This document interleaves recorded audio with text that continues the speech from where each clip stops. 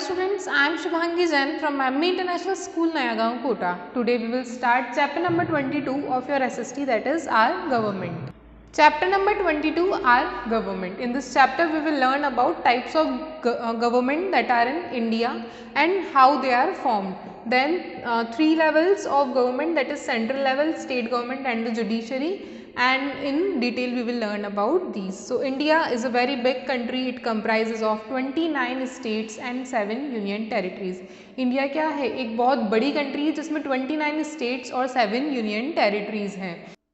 Now India is a very big country. It comprises of 29 states and 7 union territories.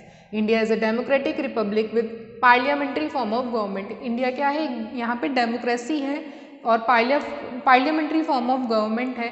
Our constitution which became effective in January 1950 provides for a government at the center and in each state. तो 1950 में हमारा constitution form हुआ था जनवरी में. उसके बाद से ही हमारी गवर्नमेंट को टू लेवल्स पे जो डिवाइड किया है वो है सेंट्रल और स्टेट लेवल पे.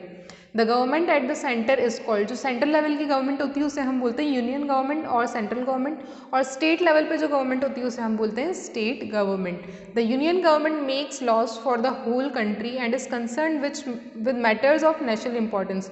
तो यूनियन गवर्नमेंट यानी कि सेंट्रल गवर्नमेंट लॉज बनाती है किससे रिलेटेड, पूरी कंट्री के लिए ये लॉज बनाती है. जो किसकी इंपॉर्टेंस, किस मैटर में होते हैं ये लॉज, नेशनल इंपॉर्टेंस के मैटर में ये लॉज बनाए जाते हैं, कानून बनाए जाते हैं. On the other hand the state government make laws for the respective state, और स्टेट गवर्नमेंट अपने अपने स्टेट्स के लिए लॉज बनाती हैं.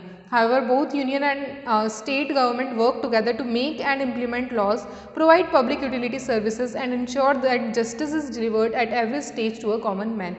लेकिन दोनों की वर्किंग साइमल्टेनियसली चलती है.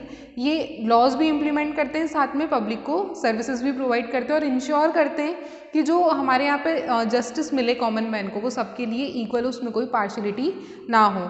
To elect the representative of state as well as center, elections are held every 5 years. The citizens of India who are above 18 years of age have the right to cast their vote. तो हमारे यहाँ पे जो members choose किए जाते हैं, representative choose किए जाते हैं for the state and centre level, तो उनके लिए इलेक्शंस हेल्ड होते हैं इन एवरी 5 years. और कौन वोट कर सकता है उसमें, any person who is above the age of 18. These elected representatives then form the government. अब इलेक्शन के बाद जो रिप्रेजेंटेटिव चूज हो जाते हैं वो मिलकर क्या बनाते हैं, गवर्नमेंट बनाते हैं. उनका काम क्या होता है, to ensure free and fair election. The election commission of India conducts the election in every country, in our country.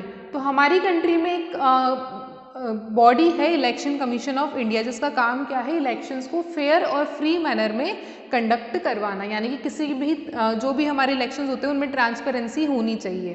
Now we will learn about two levels of government, that is central level and state government. First is central government, the parliament.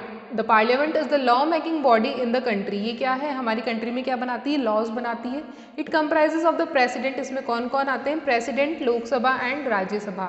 Members of both Lok Sabha and Rajya Sabha are known as members of parliament. और इन्हीं को हम क्या बोलते हैं, लोकसभा और राज्यसभा के जो मेंबर्स हैं उनको बोला जाता है मेंबर्स ऑफ पार्लियामेंट यानी कि MPs. Now second is Lok Sabha. The Lok Sabha is known as the House of the People or Lower House. इसको लोअर हाउस के नाम से भी जाना जाता है या फिर लोक सभा यानी कि हाउस ऑफ द पीपल, लोगों की सभा. Its members are directly elected by people. इसके मेंबर्स को कौन इलेक्ट करता है, डायरेक्टली पीपल इलेक्ट करते हैं. लोकसभा में मैक्सिमम 552 मेंबर्स होते हैं.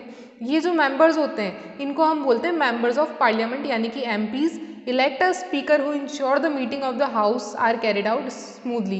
तो सारे मेंबर्स मिलके एक स्पीकर को इलेक्ट करते हैं और जिसकी वर्किंग क्या होती है कि जितनी भी मीटिंग्स हो रही है उनको कैरी आउट करना smoothly. Elections for the Lok Sabha are called general election. और जो लोकसभा की इलेक्शंस होते हैं उनको जनरल इलेक्शंस के नाम से जाना जाता है. Any Indian citizen who is 18 years और above can vote in the general elections. इसमें भी सेम प्रोसेस होता है कि anybody who is above the age of 18 can give vote. For the elections the country is divided into constituencies, और elections को अच्छे से कंडक्ट कराने के लिए अलग अलग कॉन्स्टिट्यूएंसीज यानी कि पार्ट्स में डिवाइड किया जाता है. The candidates who gets the highest number of votes in a constituency is elected the representative member of the people of that constituency. अब जब हमने हमारी कंट्री को अलग अलग कॉन्स्टिट्यूएंसीज में डिवाइड कर दिया, उसके बाद हर कॉन्स्टिट्यूएंसी में इलेक्शंस होते हैं और वो पर्सन जिसको हाईएस्ट वोट मिले वो उस कॉन्स्टिट्यूएंसी से क्या बन जाता है, वहाँ का रिप्रेजेंटेटिव बन जाता है. The members of Lok Sabha are elected for a term of 5 years. In order to become a member of House, a person has to be a citizen of India and 25 years of age. तो अगर आपको लोकसभा की elections में participate करना है तो आपकी as above 25 होनी चाहिए और आप अ पर्सन ऑफ इंडिया होने चाहिए. Now third is Rajya Sabha. The Rajya Sabha is also known as the upper house. इसको अपर हाउस के नाम से जाना जाता है. जो मेंबर्स होते हैं राज्यसभा के, इनको डायरेक्टली पीपल इलेक्ट नहीं करते हैं. They are elected by the members of state legislative assembly. इनको लेजिस्लेटिव असेंबली के मेंबर्स इलेक्ट करते हैं. राज्यसभा में मैक्सिमम 250 और 238 elected members and 12 members who excel in the field of literature, science, sports. तो मैक्सिमम इसमें कितने मेंबर्स होते हैं, 250 मेंबर्स. 250 में से 238 तो इलेक्टेड होते हैं और 12 कौन से होते हैं, वो लोग जिनका मतलब like literature, science, sports, art, social service, इनके फील्ड में इनको अच्छी नॉलेज होती है. और इनको कौन नॉमिनेट करता है, president of India. They are elected for a period of 6 years. Rajya Sabha के जो मेंबर्स होते हैं इनको 6 ईयर्स के लिए इलेक्ट किया जाता है. हर 2 साल में, in every 2 years 1/3 of the members retire. हर 2 साल में 250 में से 1/3 रिटायर हो जाते हैं और उसकी जगह फ्रेश रिक्रूटमेंट होता है. The Rajya Sabha is headed by the vice president. और राज्यसभा को कौन हेड करता है, vice president. Now the president. President कौन है, he is the head of the country. Members of Lok Sabha, Rajya Sabha and state legislative assembly elect the. तो तीनों लोकसभा, राज्यसभा और स्टेट लेजिस्लेटिव असेंबली के मेंबर्स मिलकर किसको इलेक्ट करते हैं, हमारे प्रेसिडेंट को. और इस प्रेसिडेंट का टाइम ड्यूरेशन कितना होता है, 5 ईयर्स का. Now forming the central government. अब सेंट्रल गवर्नमेंट का फॉर्मेशन कैसे होता है.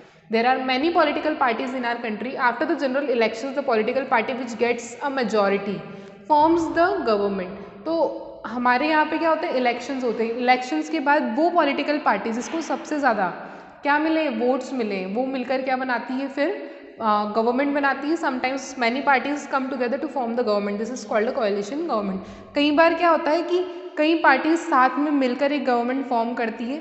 उस गवर्नमेंट को क्या बोलते हैं हम, coalition government. The majority party elects a leader who is then appointed by the president as the prime minister. तो जब मेजॉरिटी पार्टी एक इलेक्टेड लीडर को चूज करती है, फिर who is then appointed by the president. और उसको कौन अपॉइंट करता है, प्रेसिडेंट अपॉइंट करता है और उसको पोस्ट दी जाती है प्राइम मिनिस्टर की.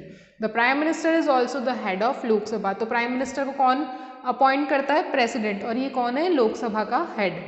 He then forms a union cabinet that consists of council of minister. अब प्राइम मिनिस्टर का काम क्या रहता है, यूनियन कैबिनेट के मेंबर्स, मतलब यूनियन कैबिनेट को फॉर्म करना, जिसमें काउंसिल ऑफ मिनिस्टर्स कंसिस्ट होते हैं. The ministers in the union cabinet can be इधर फ्रॉम द लोकसभा और राज्यसभा. अब जो यूनियन कैबिनेट के मेंबर्स हैं वो लोकसभा से भी हो सकते हैं या फिर राज्यसभा से भी हो सकते हैं. तो इस तरह के प्रोसेस से हमारी क्या बनती है, सेंट्रल गवर्नमेंट का फॉर्मेशन होता है. Now the next government is state government. Every state has a legislative assembly. Her state में एक लेजिस्लेटिव असेंबली होती है जिसका काम क्या होता है, लॉज बनाना for the state. Members of legislative assembly are called MLAs. और इनको हम किस नाम से जानते हैं, MLAs. They are elected by the people who are more than. तो 18 ईयर्स की एज से अबव वाले पीपल इनको क्या करते हैं, इलेक्ट करते हैं. और कितने पीरियड के लिए, 5 ईयर्स के लिए. गवर्नर कौन होता है, स्टेट गवर्नमेंट का हेड होता है governor. He is appointed by the president of India. इसको कौन अपॉइंट करता है, president. A governor serves a term of 5 years. और गवर्नर का भी टाइम ड्यूरेशन कितना होता है, 5 ईयर्स का. The state elections are known as assembly elections. और स्टेट लेवल पे जो इलेक्शंस कंडक्ट किए जाते हैं उनको असेंबली इलेक्शंस बोलते हैं. हर असेंबली इलेक्शन के बाद the governor invites the leader of the majority party to form the government. अब जो भी इसका लीडर रहेगा इलेक्शंस के बाद, वो असेंबली इलेक्शंस के बाद उसको गवर्नर इनवाइट करेगा और उसको अपने साथ इंक्लूड करके क्या बनाएंगे, नई government. The leader of the majority party becomes the chief minister of state. और यही लीडर जो पार्टी का मेन लीडर होगा उसी को क्या बोलेंगे हम, chief minister. Now the judiciary. The Constitution of India provides for an independent judiciary. The Supreme Court is the highest court in the country. तो जुडिशरी जो है हमारे इंडिया का वो बिल्कुल इंडिपेंडेंट है.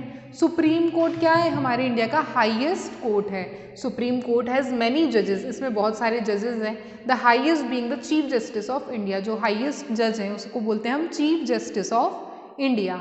Supreme courts give the final judgement in any legal case. तो अगर कोई भी केस है उसका फाइनल जजमेंट कौन देता है? Supreme court. अगर आप लोअर लेवल कोर्ट से सेटिस्फाइड नहीं हैं तो आप कहाँ अप्रोच कर सकते हैं? सुप्रीम कोर्ट में, और इनका डिसीजन जो होगा वो वैलिड माना जाएगा. Each state in India has a high court. Her state level, मतलब इंडिया में हमारे स्टेट लेवल पे क्या होते हैं? हाई कोर्ट्स होते हैं, which is the highest court in that state. तो स्टेट लेवल पे हाई कोर्ट हाईएस्ट होते हैं. वहीं पे अगर सेंट्रल लेवल पे बात करें तो सुप्रीम कोर्ट हाईएस्ट होते हैं. There are also many lower courts in each state. हर स्टेट में लोअर कोर्ट्स भी होते हैं. Each district in the state has its own court. और हर डिस्ट्रिक्ट लेवल पे भी क्या होते हैं? कोर्ट्स होते हैं. Hope you understand. Thank you.